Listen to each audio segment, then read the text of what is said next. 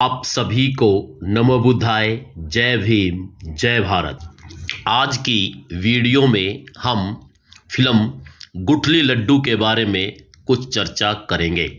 इस फिल्म में दर्शाया गया है कि वाल्मीकि समाज के बच्चे शिक्षा प्राप्त करने के लिए किन किन बाधाओं को पार करते हैं। तो वीडियो शुरू करते हैं। उससे पहले मैं एक बार लीगल डिस्क्लेमर पढ़कर सुना देता हूँ। मैं यह वीडियो समाज को केवल सामान्य जानकारी देने के उद्देश्य से बना रहा हूँ। किसी व्यक्ति, समाज, जाति, धर्म, वंश व परंपरा को नीचा दिखाने या उनकी भावनाओं को ठेस पहुँचाने के लिए नहीं। तो वीडियो शुरू करते हैं। आज की वीडियो का विषय है फिल्म गुठली लड्डू। एक नई फिल्म आई है गुठली लड्डू, जिसके निर्माता हैं प्रदीप रंगवानी तथा निर्देशक हैं इशरत आर खान। यह फिल्म दृढ़ संकल्प और दोस्ती के साथ शिक्षा के अधिकार की लड़ाई की कहानी है, जो हाशिए पर रहने वाले भंगी समाज व अन्य समुदायों द्वारा शिक्षा प्राप्त करने में आने वाली बाधाओं पर प्रकाश डालती है।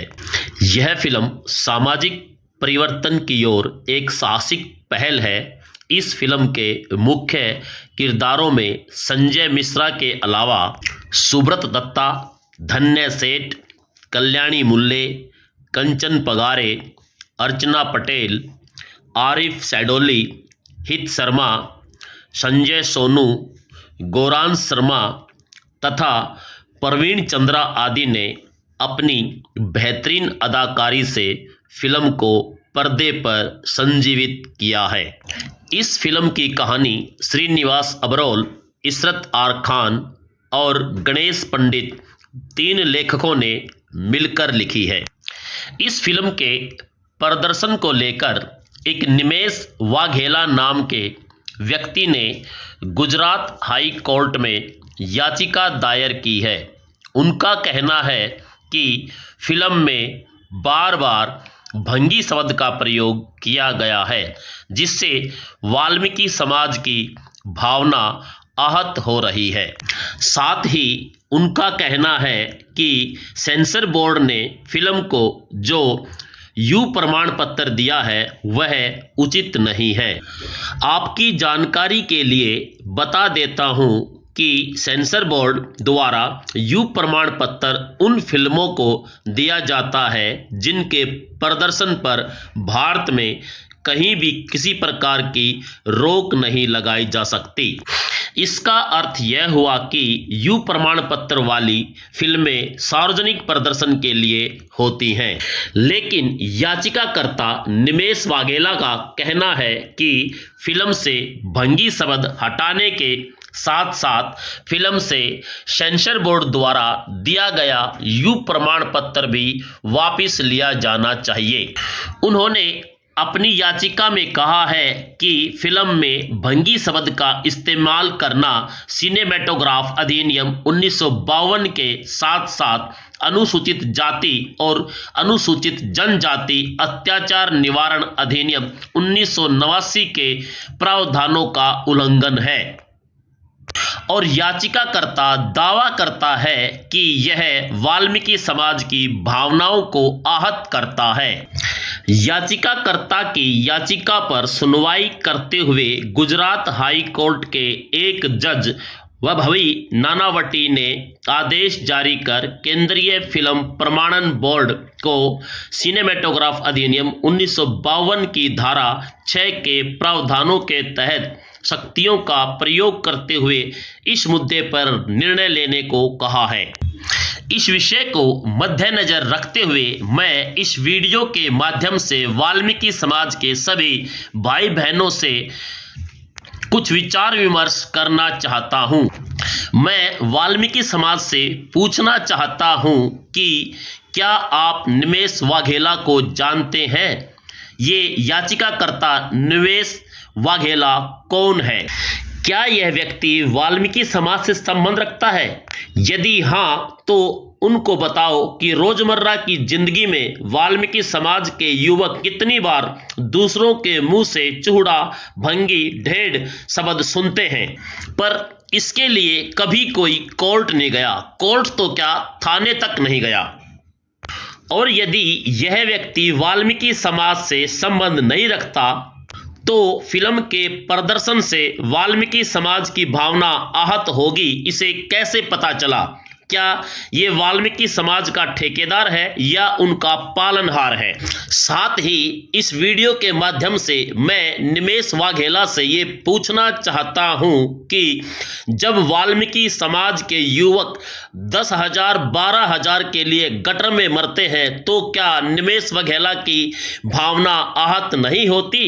दूसरे, अगर कोई रिसर्चर वाल्मीकि समाज पर रिसर्च करता है तो उसे वाल्मीकि समाज के अतीत को जानना होगा और इसके लिए उसे अपने रिसर्च में नागवंशी, अधर्मी, चूड़ा, भंगी, सरभंगी, लालबेगी, मेहतर, मादिगा, हलालखोर, खाखरोब, जमादार, हरिजन, सफाईकर्मी व सुपरवाइजर आदि शब्दों को बार बार लिखना होगा। ऐसे में अगर गौर किया जाए तो भविष्य में वाल्मीकि समाज पर कोई रिसर्च ही नहीं कर सकता, क्योंकि निमेश वाघेला जैसे लोग उन्हें रिसर्च करने ही नहीं देंगे। अगर वाल्मीकि समाज पर रिसर्च की गई तो उस रिसर्चर द्वारा पहले बोले गए सभी शब्दों को बार बार लिखना पड़ेगा, क्योंकि ये सभी शब्द वाल्मीकि समाज का अतीत हैं। और अगर रिसर्चर इन शब्दों को अपने रिसर्च में लिखते हैं तो निमेश वाघेला जैसों की भावना आहत हो जाएगी। तो ऐसे वाल्मीकि समाज पर कभी कोई रिसर्च हो ही नहीं सकती और यही ये निमेश वाघेला जैसे लोग चाहते हैं कि वाल्मीकि समाज पर कोई रिसर्च ही न हो। मैं पूछना चाहता हूं कि जब हाथरस, मिर्चपुर, नांगलराय जैसे अनगिनत कांड वाल्मीकि समाज की बहन बेटियों या पूरे समाज के साथ होते हैं तो क्या उस समय इन निमेश वाघेला जैसों की आत्मा विदेश गई हुई होती है, जो एक शब्द भी इनके मुंह से नहीं फूटता? अब वाल्मीकि समाज की सच्चाई को बयां करने वाली इस एक फिल्म क्या आ गई, इनकी भावना आहत हो गई। मगर असल सच्चाई तो ये है कि ये लोग चाहते ही नहीं है कि इस समाज को अपनी असलियत पता चले, क्योंकि ये जानते हैं जिस दिन इनको अपनी असलियत पता चल गई उस दिन ये सत्ता पलट देंगे। इसलिए ये निमेश वाघेला जैसे बहरूपीय वाल्मीकि समाज को गुमराह करके उसे शिक्षा से दूर रखना चाहते हैं। अगर सच में निमेश वाघेला वाल्मीकि समाज के हितैषी हैं और वाल्मीकि जी को मानते हैं तो एक याचिका और दायर कीजिए उन लोगों पर जो वाल्मीकि जी द्वारा लिखित रामायण के खिलाफ कार्य करते हैं। वाल्मीकि रामायण में साफ तौर पर लिखा है कि राम ने रावण को चैत मास की कृष्णा अमावस्या को मारा था। फिर क्यों इस देश में अश्विन मास के शुक्ल पक्ष की 10वीं को रावण का वध किया जाता है? क्या ये महर्षि वाल्मीकि जी का अपमान नहीं? क्या इससे वाल्मीकि समाज की भावना आहत नहीं होती? लेकिन नहीं, ऐसे मुद्दों पर ये मक्कार और चापलूस लोग कभी नहीं बोलेंगे। इसलिए मैं वाल्मीकि समाज के सभी भाई बहनों से निवेदन करता हूं कि गुठली लड्डू फिल्म को जरूर देखें, क्योंकि ये फिल्म वाल्मीकि समाज को एक नया आईना दिखाएगी। और अगर हो सके तो गुजरात हाई कोर्ट को पत्र लिखें कि फिल्म के प्रदर्शन को न रोका जाए। फिल्म में बोला गया भंगी शब्द हमारे अतीत का हिस्सा है, जिससे हमारी कोई भावना आहत नहीं हो रही। और अंत में मैं वाल्मीकि समाज से रिक्वेस्ट करता हूं कि वे अपने बच्चों की शिक्षा पर विशेष ध्यान दें, ताकि आने वाली जनरेशन अपने खोए अतीत या इतिहास को जान सके। वीडियो में दी गई जानकारी आपको कैसी लगी कमेंट करके जरूर बताना। साथ ही चैनल को सब्सक्राइब करना, लाइक करना, शेयर करना। पुनः सभी को नमो बुद्धाय। जय भीम, जय भारत।